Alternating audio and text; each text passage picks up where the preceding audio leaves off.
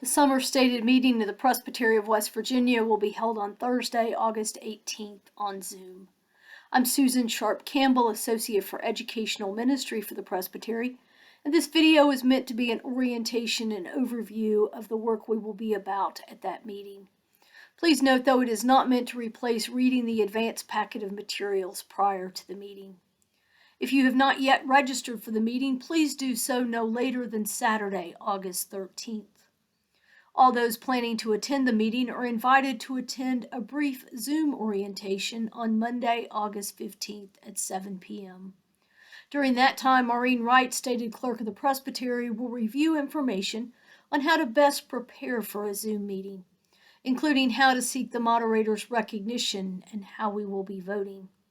If you're unfamiliar with Zoom, or if this will be your first Presbytery meeting on Zoom, I encourage you to consider attending this orientation on the 15th. The Presbytery meeting will begin at 9:30 a.m. on the 18th. You will be able to join the meeting beginning at 9 a.m. You may join with your computer, tablet, or phone. When you join, please be sure that your name is on the screen if you're on a computer or tablet. This will help those taking attendance know who is present. You're encouraged to note your church after your name as well. It will also be helpful if you mute yourself when you join. If possible, it would be good to have a second piece of equipment with a packet on it so that you can follow along and see people in the meeting. I usually download the packet to my tablet and then use my computer for Zoom. In preparation for the meeting, in addition to watching this video, I encourage you to download the advanced packet from either the website or the email sent to registered participants on August 8th. You may want to pause the video here to download it so that you can follow along as I walk through the different reports. You can find it at www.wvpresbytery.org or through the link in the email of the 8th. While there's no need to print the entire packet, you may find it helpful to print the docket pages so you can more easily follow along as we move through the day. Note that the packet of materials is divided into 3 sections. The first is the docket with the proposed agenda and reports. The second is the worship bulletin. And the third is flyers on upcoming events in the Presbytery. If you don't download the packet, you will find it helpful to print the worship bulletin found after page 48 and the commissioning litany on pages 38 to 40. Moderator Dave Lee will call the meeting to order and open it with prayer at 9:30 a.m. We will then seat any corresponding members present, which means we will vote to give visiting Presbyterian ministers voice during this meeting. The moderator will then introduce ruling elders who are commissioners to a Presbytery meeting for the first time using information from registration forms. The stated clerk will declare whether a quorum is present. For this meeting, a quorum is 15% of our churches represented by a ruling elder, or 18, and 15% of our minister members, or 17. The docket, which is found on pages 1 and 2, will then be approved as is, or amended and then approved. The consent agenda on page 3 will be taken up next. This contains items on which those planning the meeting don't expect any discussion. However, if anyone wants to discuss any item on the consent agenda, anyone can ask that an item be removed and it will be taken up under the appropriate committee report.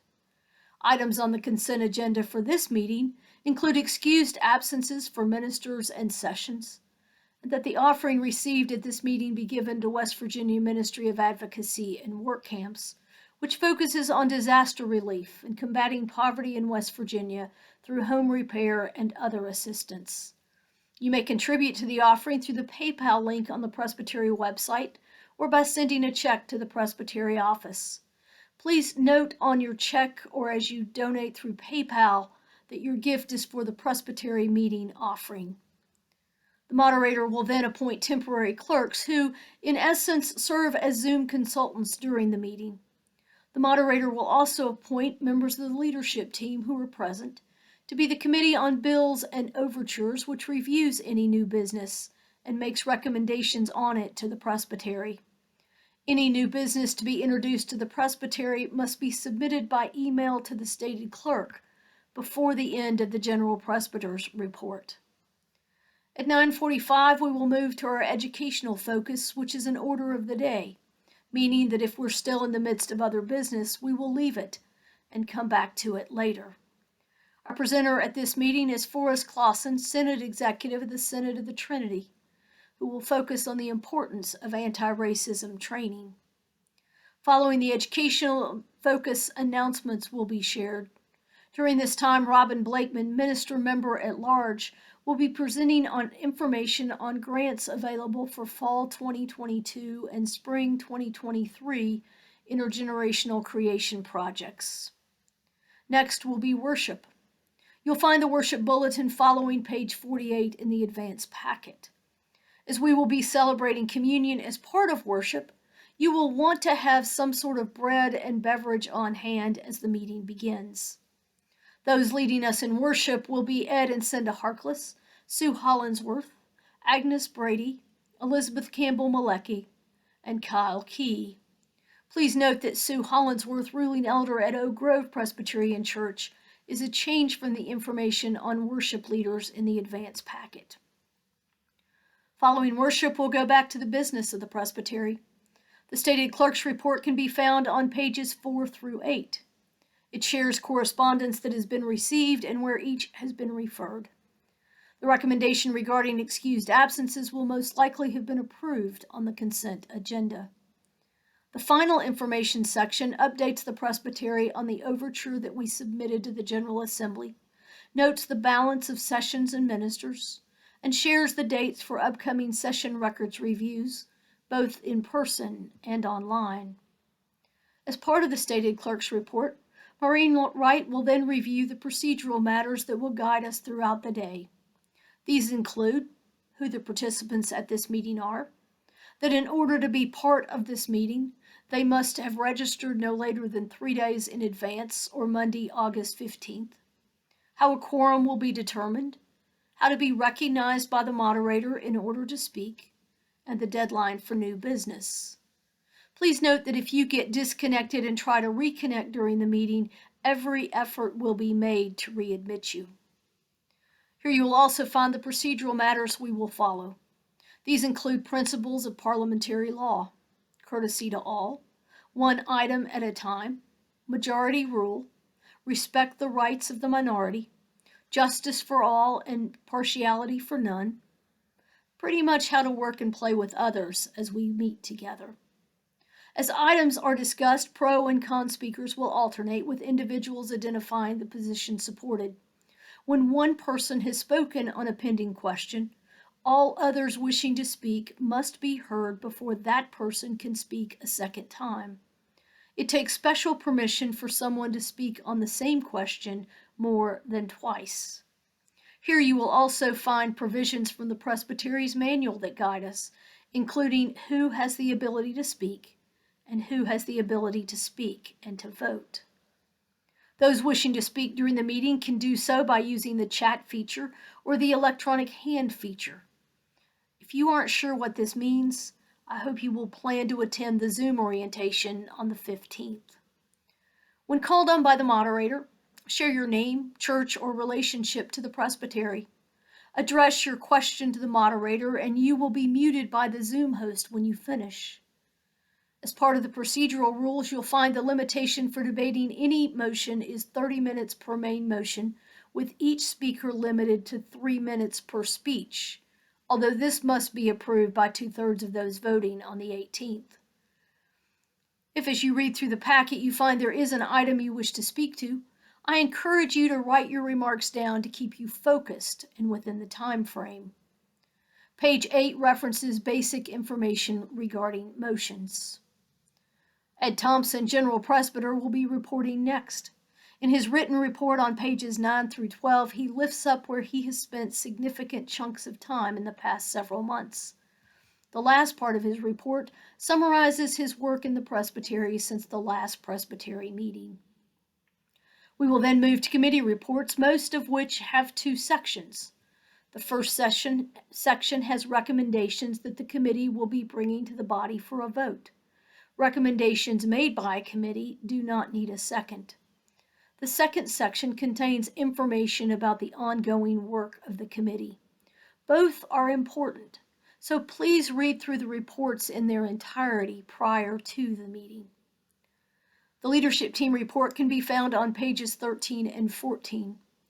In 2019, the Presbytery approved utilizing 80% of the funds generated from the sale of vacated church properties for New Life congregational grants to support new or expanding projects to bring new life to our congregations.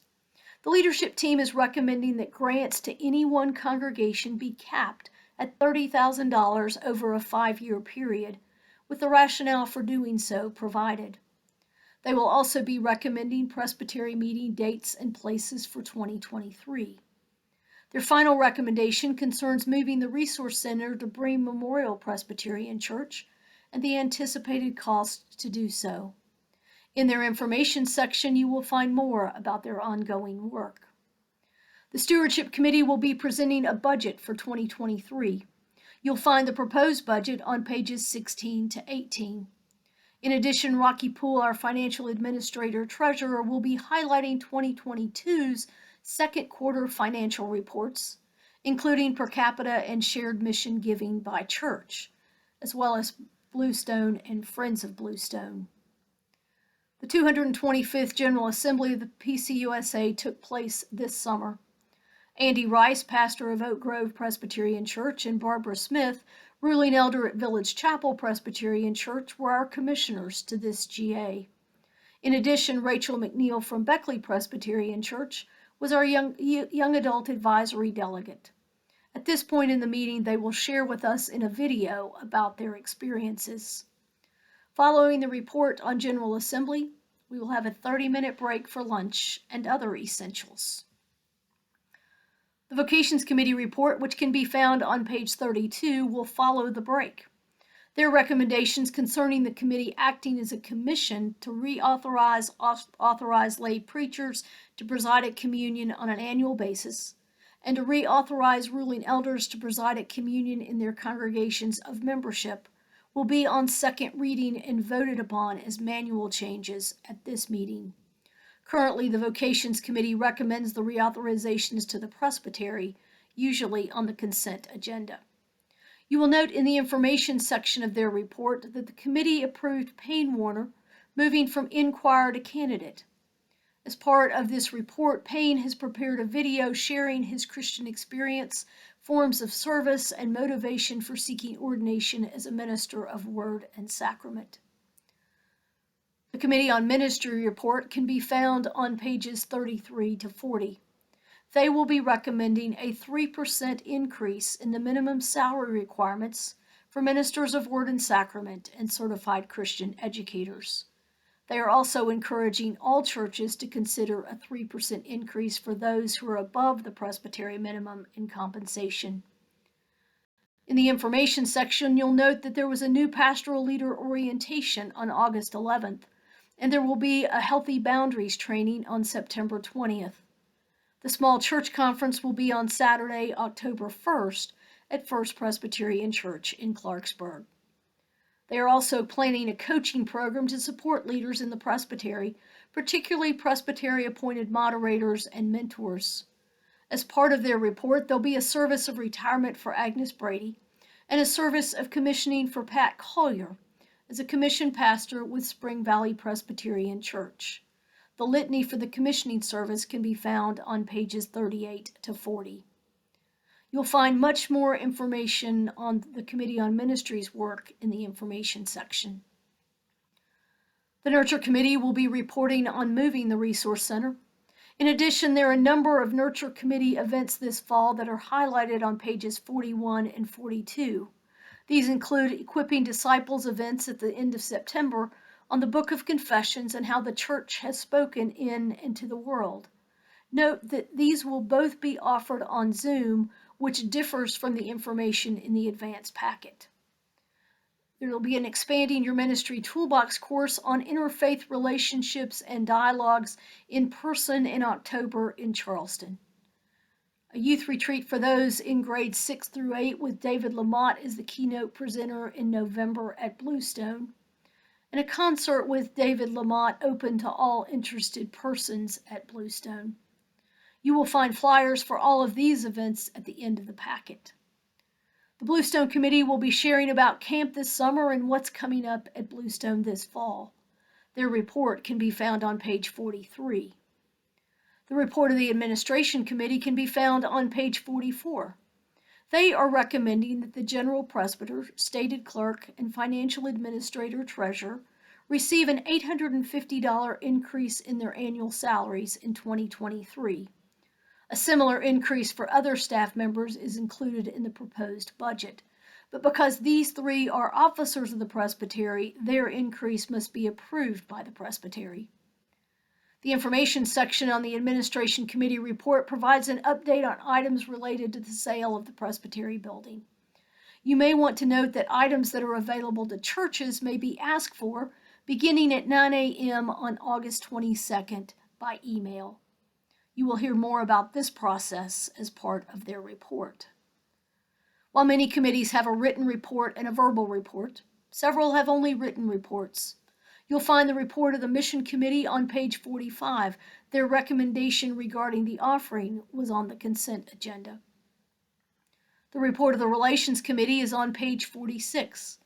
Clerks of session in particular, please note that they are trying to connect with clerks and ask that you return their phone calls. Also, you will find information on cluster fund grants that can be requested to assist 2 or more churches in cooperative events, missions, or ministries. The trustees' report on page 47 highlights their work with property concerns in the Presbytery. Following committee reports, any new business that was introduced before the end of the General Presbyter's report will be considered. The meeting will adjourn with a charge and a benediction by the moderator. After the meeting, please take a few minutes to complete the evaluation form on page 48. You'll also receive that feedback form in an email following the meeting if you prefer to complete it electronically. These forms are taken seriously and reviewed for future Presbytery meetings. That takes us through the Presbytery meeting in the first section of the packet. Following page 48, you'll find the worship bulletin. As I mentioned earlier, you may want to print it before the meeting or have a second device to read it from. Following the worship bulletin, you'll find a number of flyers for upcoming events. They include the Equipping Disciples events on the Book of Confession, the Interfaith Relationships and Dialogue Toolbox course, the Youth Retreat for those in grades 6 through 12, and the concert by David Lamott. I hope this video has been helpful as you prepare for the Presbytery meeting on August 18th. I would leave you with 2 additional thoughts or reminders. Several times I've encouraged you to read the advance packet in advance of this meeting. As you do so, however, I would encourage you not to make up your mind on how you plan to vote prior to hearing the recommendations and discussion. We believe that as we gather in councils, including this one, that God's Spirit guides us as we hear the ideas of others and seek to discern together where God is leading us as a presbytery. Second, while you may say at the end of the meeting, "I'm glad that's over," your work as a commissioner to this meeting is not done with the benediction. Please share the information that you have gleaned at the meeting, the actions that have been taken, the flyers in the back, with the session of your congregation and others who might be interested, particularly in the event flyers. If you have any feedback on this video, please share it on the evaluation form for the meeting. Thanks for watching. I look forward to seeing you on the 18th on Zoom.